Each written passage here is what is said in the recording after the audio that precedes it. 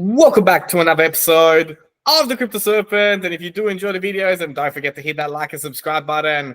It is an absolute pleasure to have back on the show Steve. Steve, thank you so much for taking the time to come and tell us all the exciting updates that have been happening, and some new projects are here that are going to be launching. So I really appreciate you taking the time. No, thank you so much for having me, Ivan. It's always a pleasure to come and speak to you. And I should say ciao. Yes, ciao. It's been a pleasure, and let's dive in. How's the project been going? Tell us a little bit more about some of the challenges and hard work that has gone on during the bear market. One of the longest or the longest bear market in history. So I hear you've been busy. Yeah, and it is.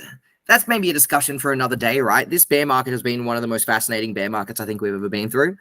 But as for VYFI Finance, my project, that one right there on the shirt, we've basically just been building away throughout the bear, right? So the advantage that the bear does give you is that it does reduce noise a lot, and the noise can be very distracting. So it's really about just taking advantage of that and taking that time and opportunity to build. And that's exactly what we've been doing. So we've got a bunch of new products that we're bringing out, but let's just start with what VYFI is for those that don't know. Exactly. Yeah. So we're a DeFi platform on Cardano. Currently we're a DEX, and we're building out an auto harvester, which is essentially an automated liquidity mining protocol. So it allows you to liquidity mine or provide liquidity to platforms without having to manually manage it yourself. Then we've got that's our DEX, so decentralized exchange, is live. You can go onto that right now. You can already provide liquidity, begin farming, swap. What we've done that's a bit different is we've created what is a very uniquely Cardano DEX.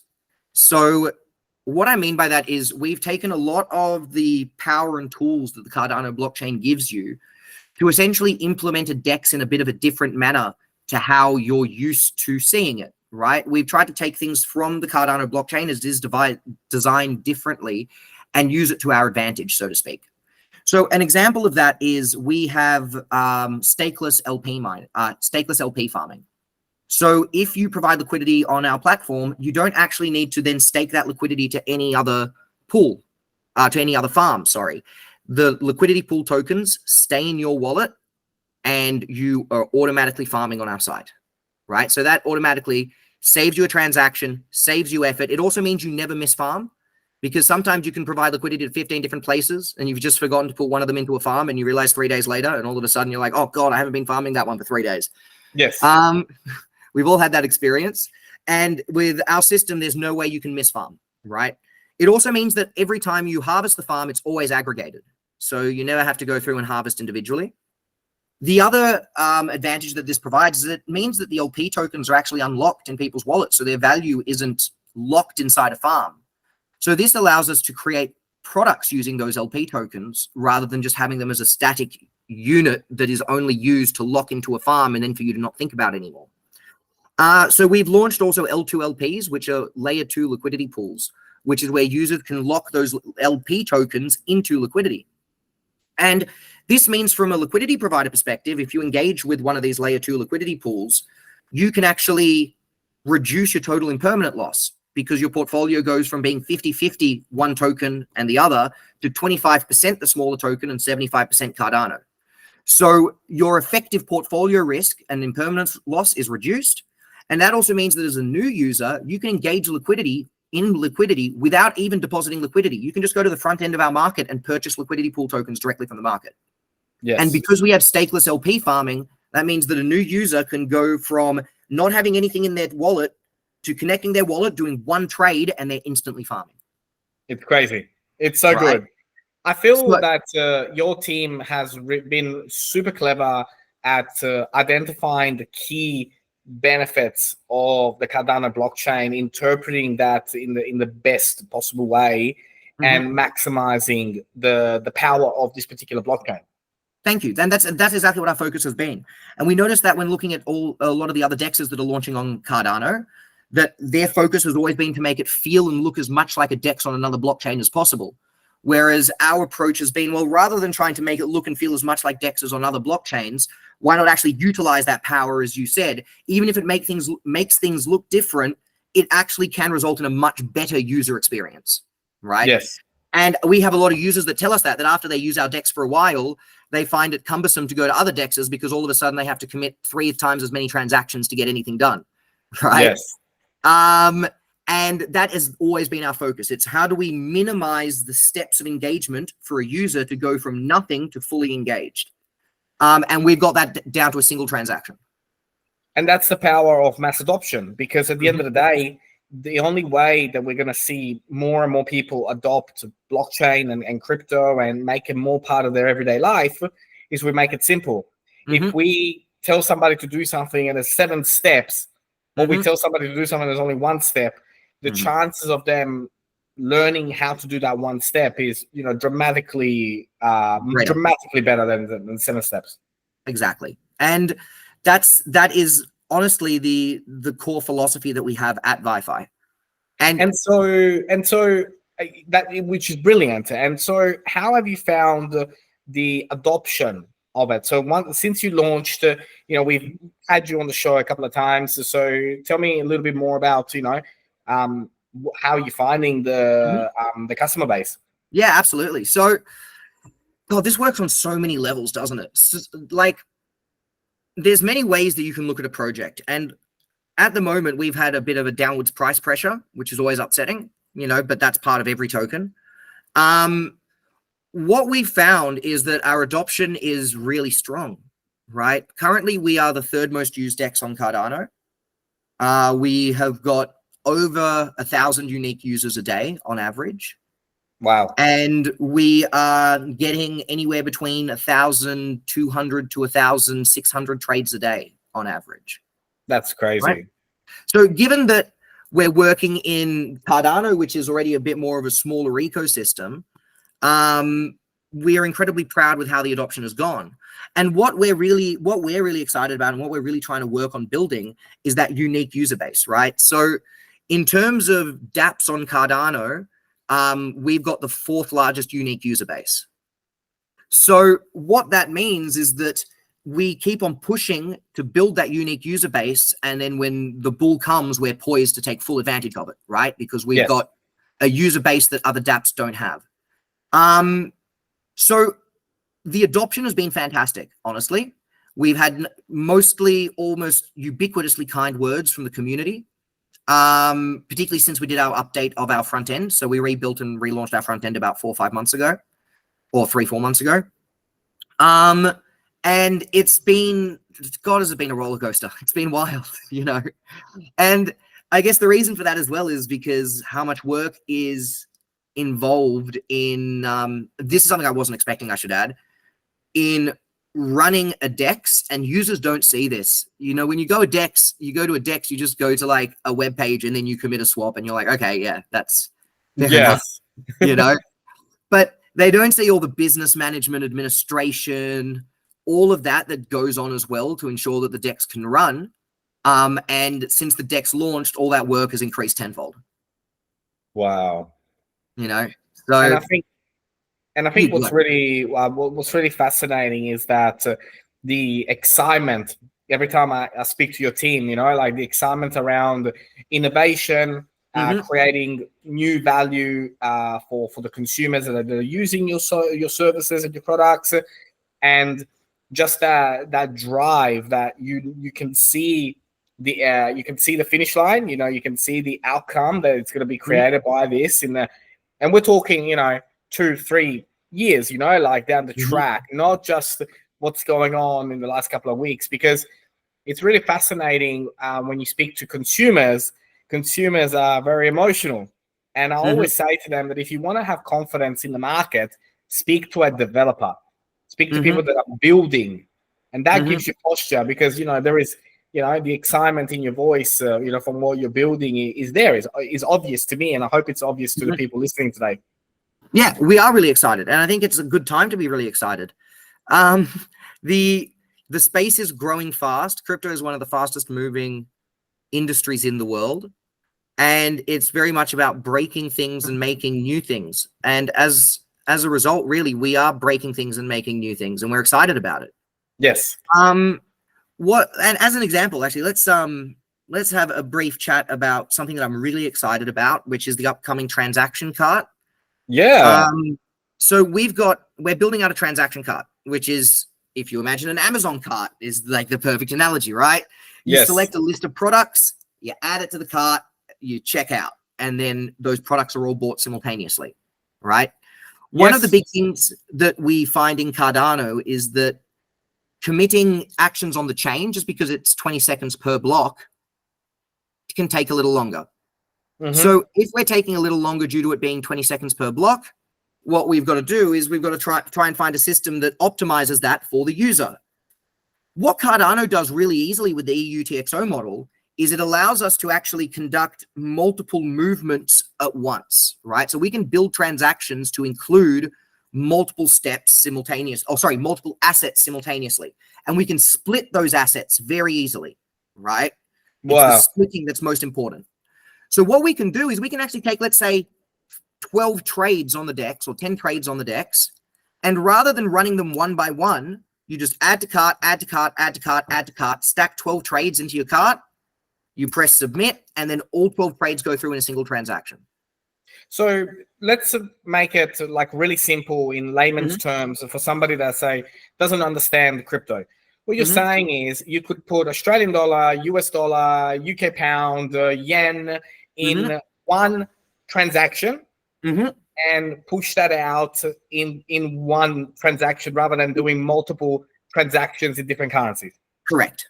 So you put that all out in one transaction. It does the trade for you simultaneously, and then you receive all the one currency that you've bought simultaneously back. Right? That's awesome. So that as well means that you're only paying one set of blockchain fees for that transaction. Right? So it saves users money, because if you're doing 8 at once, you pay about 0.3 ADA for every transaction on the blockchain. Still a lot less than Cardano, but if you're doing 10 transactions and you're doing that 2 times a day, over the course of a month, that's going to add up. Ask Ethereum users what 8 transactions cost like. Yeah, exactly. But we can already take those, 10 transactions down and make it 3 ADA and keep it to the 0.3 ADA, because you only need to pay for one set of transaction fees. Wow.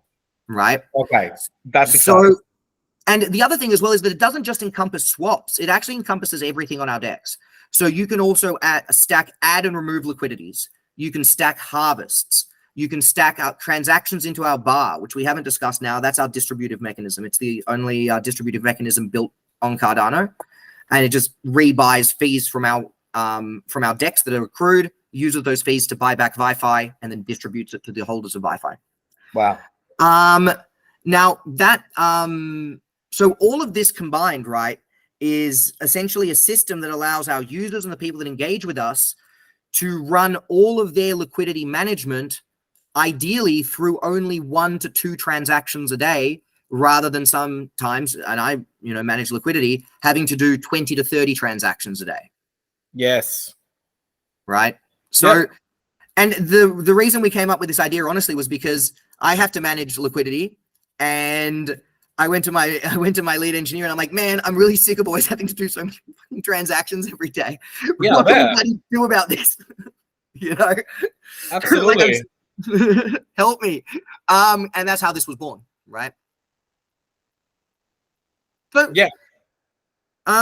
super excited. Hopefully that'll be out by the end of this month. Our Treasury is launching as well, which we're super excited about. Our Treasury is launching with, sorry, I was just getting a call. Our Treasury is launching for our governance. And we're going to start voting on our governance very, very soon. We were a little bit delayed with our partners. They had a bit of a problem with an API of theirs. That's all fixed up now. And now we are just super excited for this next phase, which is building out our auto harvester and building out our Plutus V2. That's amazing. Oh wait, also I forgot to mention another one that we're releasing, our lock and load vaults that we're really excited about. Yes. You mentioned briefly about that to me, and I think it's really exciting what's going on there. So tell us more about that. This is sort of a new idea regarding airdrops. So what we're essentially doing is taking the concept of an airdrop that a lot of projects are using to try and build liquidity, right? And an example of this is jewel farms. A lot of projects supply an airdrop reward into jewel farm so that they can increase the APY on their farm so that they can try and draw in more liquidity to the platform or to their project, right? So the idea was that, and we actually got this idea talking with a project called EMP, and they basically asked me the question, which is, we're submitting, you know, a decent support portion of our supply, 1% or so, to this airdrop. Is there any way that we can more directly turn that airdrop into liquidity, right? Rather than just pushing it at places and hoping that it inadvertently causes liquidity, right? And I'm like, that's a really interesting question. So we designed this product that we're going to be releasing called a lock and load vault, which is built to help projects essentially deliver that airdrop directly to their liquidity. And the way that it works is a project puts out a supply, they determine what that supply is. Users then send Cardano into the same wallet that's holding this supply. So let's say that a project puts in 10,000 Cardano worth of their token, and then the user sends in 1,000 Cardano into it's called a lock and load vault, into the lock and load vault. What happens is that the system will take their token, the project's token, take the 1,000 Cardano, match them together, put it into liquidity, which then generates the LP token. It takes the LP token and then locks it into one of our vaults. So we've got vaults that can be used for staking, right? The project determines how long the lock time is, and then after that time frame, the vesting period, the user can come and essentially claim the LP tokens. So they're claiming back the Cardano and they're claiming their airdrops simultaneously. Love it. Right? And that way, for that period of time, the airdrop, rather than having just been sent out, hoping that it arrives in liquidity, has actually been directly supplied to liquidity. Genius. Right? The airdrop turns into liquidity. So now that's going to more directly assist the project rather than just being what sometimes can feel like a willy-nilly inflation of your token. Yes. Where you're trying to send it out hoping that it's going to achieve something. Yes. Right? Yeah. You know, So, you see a lot of projects, you know, like, hey, you know, follow us on Twitter and do X amount of activities and we'll airdrop you some tokens. And it's all like wishful thinking and hoping that, well, now that they got it, they're going to do something with it. Exactly. So let's provide it in a manner where it's already useful for the project. Yeah. Right. And at the same time, it's useful for the user because now the user gets to get a fairly large airdrop if they provide some Cardano, you know, and they do take on the impermanent risk as well. So they might be getting double of their value, but if it's a 4 or 5 month lock, they've got the impermanence risk for that time. So it also becomes a fun game for the user where the user can put a small amount of risk in, you know, 100, 200 Cardano, and they can get a fairly decent amount of risk in this token, 100, 200 Cardano, and they can actually, you know, enjoy that if it goes up. But of course, they're taking on the risk. It is crypto. Unfortunately, nothing is riskless. it is the most volatile and riskiest of the, you know, financial investment instruments that are out there, you know. Otherwise, go get government bonds. Yeah, that's exactly it. But at the same time, you know, you are probably one of the first people to ever make me seriously consider Cardano. I was always like, don't talk to me about Cardano, but your project and hearing how you genuinely utilize this blockchain, you know, to provide solutions. And a solution like this is not possible on another chain, right? At the moment, like you could not create this lock vault. No, well, like you could, but using the logic of an account-based model makes it a lot more difficult. Yeah. Right. So I guess and you're going to see this happen more and more as Cardano develops into the future, because we're now getting to a point that we can start creatively implementing Cardano's tools, right? And we've spent the last 3 years building up this, you know, this system to be able to do it. And there is tooling on Cardano that solutions become more obvious than if you're using Ethereum because of the structure and logic of the blockchain, right? Yes. So what you're going to start seeing, I hope more and more, but certainly what we're doing right now and we're trying to really focus on is how can we creatively implement those toolings that we have that are unique to create these unique products so that people can see, oh, that's the advantage that Cardano can provide.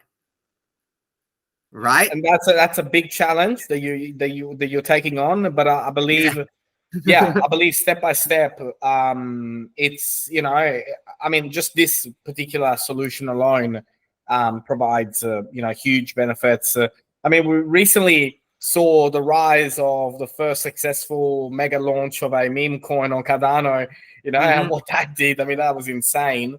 But I think speaking of snakes, projects like yours open up the eyes of businesses to Cardano, and that's really exciting. And that's what we're really hoping for. And it is actually something that I've been told at conferences a lot, that we're a project. Something that I'm not quite sure how to feel about. Yeah. Because we've worked with essentially almost every project in Cardano. I've been an advisor on at least 10, 15 projects in Cardano. And all the projects in the space know us really well, really respect our work, and really see us.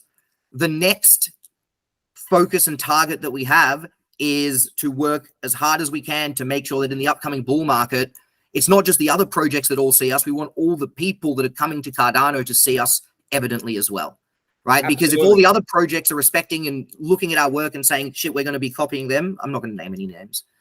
It's happened once. Then there's no reason why people shouldn't be coming to us instead of the copies first. Yeah, absolutely. And I find with copy, the copy can only copy what's in front of them, not what's coming out next. Exactly. You know, every project, everyone has the things that they've released already to the public, but then there's 10 more things coming. So the copy always has to wait for you to innovate before they can copy it again. That's so absolutely you may as well go to the original supplier. Exactly. And so tell me, there is a new project that you are launching. Oh yeah, which is really, really exciting in this space, and especially in the Cardano space of projects. So tell me about the new one. Yeah, absolutely. And you can link it. You can link the testnet down below. I'll send that through to you. Yeah. It's called T-1, and it stands for Countdown to Launch. I'm sure we've all heard that. You know, T-1. Yeah. Now we are an upcoming launchpad on Cardano, and our major focus. And we noticed this. Let's actually approach this from the perspective of what was lacking in the Cardano blockchain. So one of the real difficulties that we have in Cardano for fully regulated launches is that the blockchain itself is a public blockchain, and we don't have complex oracles on our blockchain yet. So what this means is that if I want to do a KYC launch, which is very important for large projects that want to be doing legal launches, which I know we are in crypto, but there's still a lot of projects that want to be doing things legally.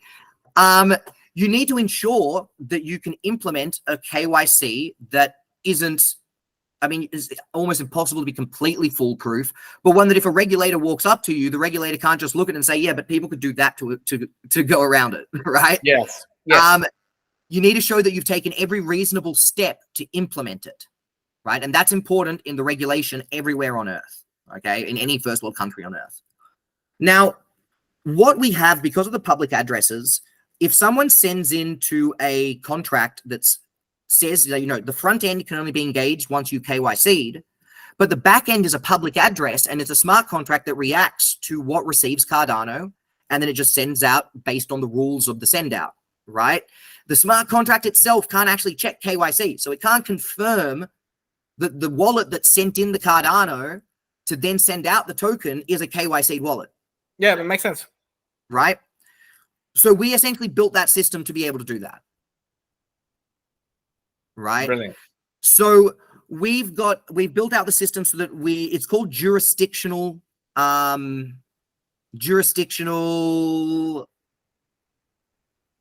forgotten the second word. How have I forgotten the second word? Oh my God. Jurisdictional banning. It's not banning. It's not a word for banning, but it's essentially jurisdictional banning, right? We can essentially say that based on the KYC that we've received, the KYC has been rejected, so that's not allowed to go through. But essentially, any wallets that do send through to our smart contracts, we check them to ensure that that wallet is KYC'd, so that even if non-KYC'd wallets are sending through, they're just receiving Cardano back. They're not getting back the token, the purchase token, right? Jurisdictional compliance. God. I don't forget the word compliance. So the real competitive advantage that we offer launching projects is that we're the first launchpad to have proper jurisdictional compliance on Cardano. Now, that has already been of interest to a few projects, and we're going to actually be announcing our first one, hopefully Wednesday, America time, so tomorrow. So pretty excited about that, and they're a very large project. I did mention them to you when we were talking before. So we're really excited about that. We've got a few pretty big ones coming up, and it's all because we offer this difference that we can actually manage this legally for them. And we are working with lawyers. We're based out of Switzerland. This project's based out of Switzerland. And I think the most important thing to say here as well is the symbiosis that comes between this launchpad and VYFI, right? So VYFI is, of course, a DEX. And by offering projects the capacity to do proper compliant launches, we also build those relationships with those projects, and we can then navigate them to launch their liquidity on our DEX, which allows us to have a very unique offering of large, legally compliant projects launching on our platform. Yes. Right? And particularly something moving into the next bull market, and I'm hoping the next bull market will be more mature and we'll be seeing more legally compliant projects. That gives a real competitive advantage in the Cardano blockchain. Just gives a real competitive advantage. It's not absolutely. I think it's really exciting, and again, I really like how the team looks at current situations and looks at the market and looks into the future. Okay, more legally compliant projects want to launch on Cardano. How do we do it? How do we solve that problem for them? And how do we give them how do we give that solution in an easy and effective way? And you took me through, like a very, very short preview of what the interface is going to look like and how people can actually create their project on there, and how the KYC will work and all that. And I think it's brilliant that these opportunities are coming out, and you've been working hard to build during a bear market. If it was a bull market, there would be no time. That's it. It goes crazy. So you've built all these race courses, and now the horses are going to arrive. And it's really, really fantastic to see. So when are we expecting the project to launch? TM1, it's a little bit dependent on our partners at the moment. So where our product will hopefully be finished with testing come the end of this month. Yes. And then we've already got a few projects that we want to launch with. We want to make sure that we launch with a few projects so it doesn't just start empty, right? And timing the launch of the tokens of multiple projects can be a little bit of a cluster, let's say. So we're aiming for probably early to mid-March as well, but that is not entirely dependent on ourselves. Because of the way that we want this marketing boom to take place, we want to make sure that that's timed properly with the marketing boom. Of course, absolutely. And where can people that have watched this video today, where can they go to learn more or be kept up to date with when it will launch? T-1.pro. So T, the letter, minus M-I-N-U-S, 1-O-N-E.pro. We're also on testnet, and exactly as you said, so the beauty of our system is that it is run by smart contracts, right? So that means essentially anyone can come up. We have a token minting service, so you can mint your token. And then as soon as you've minted your token, you can actually go straight to your project page, and you can submit your project to be launched straight onto our launchpad. And you saw that. I walked you through that process yesterday. It is legitimately a 15-minute process. It's literally step by step, easy to, very easy to do. You can go from 0 to essentially have the request to have your project launch in the space of 10 minutes, and you didn't even have a token before, right? Yeah. Like it's pretty cool. I'm pretty impressed. And again, it is more of that focus as we were talking about earlier on how do we take every opportunity we can to minimize those steps for a user to do what they want to do, right? Yes. Because, and I think, you know, I don't know how much you've spoken about this with your audience, but I know that you're going through a bit of a similar experience right now, learning how to launch a project and, you know, a business in general. You know how much work it is.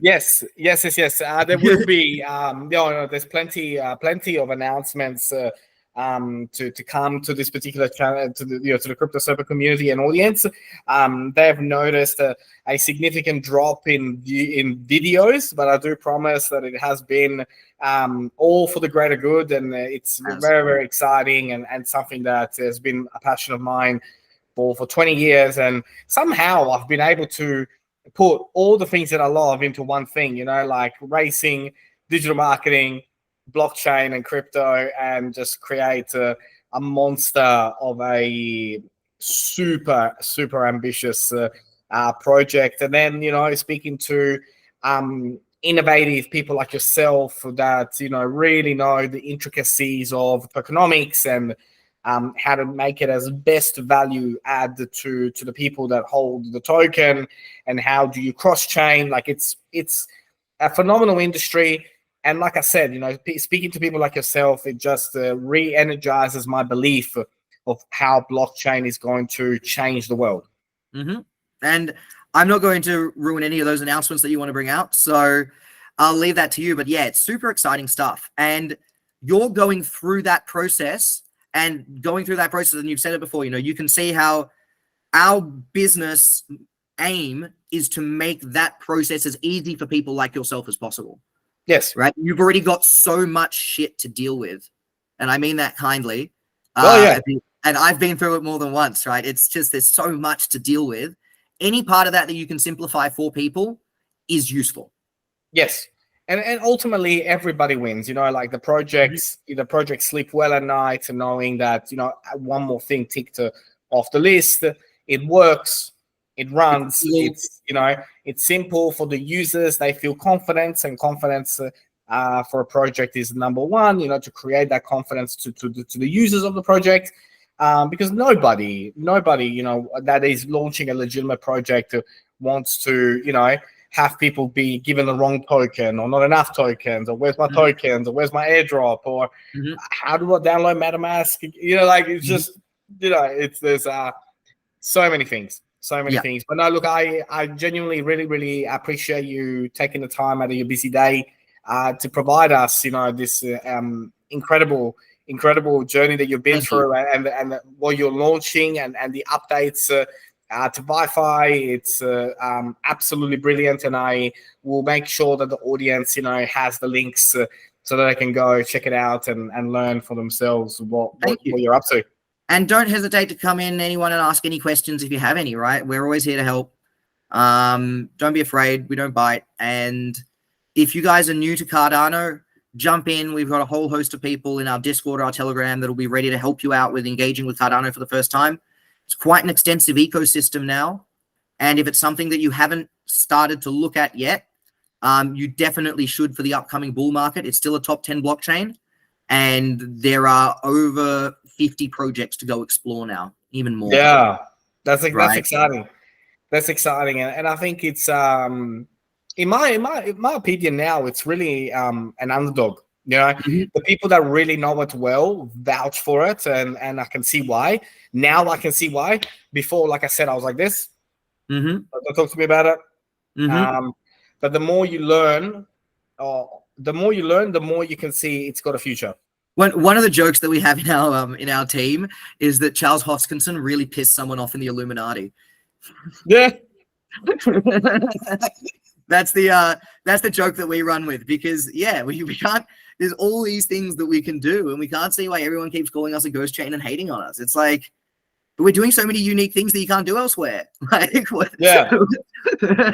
I'm like, well, the Illuminati must hate us. It's the lizard people.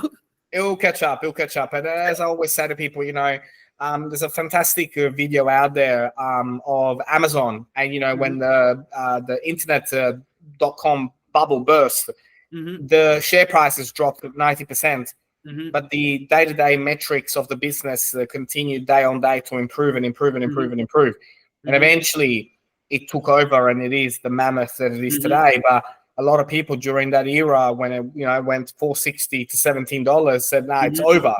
It's over."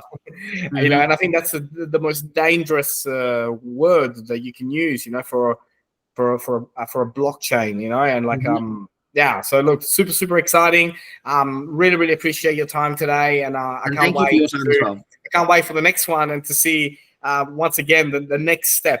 Yeah, and, absolutely. And then to review some of the projects that launch on your Launchpad. So that'll be good fun. And actually, that's something that we should do maybe coming up, and we'll talk about that after we finish the interview. You can cut this part out.